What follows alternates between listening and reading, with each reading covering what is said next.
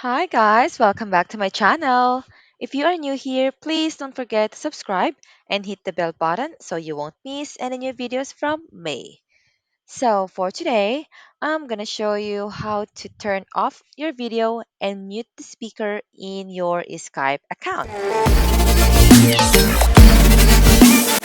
All you need to do is just open your Skype.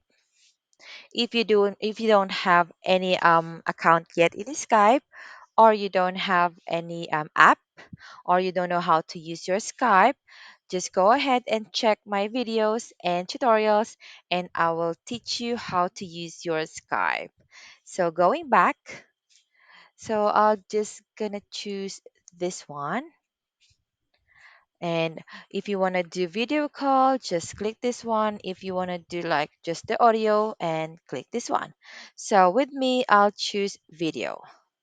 Okay, so as you can see, I have here my video. And then if you want to turn off the video, just go ahead and click the blue thing in the middle, and it says turn off video, and just click that one, and you don't have video anymore.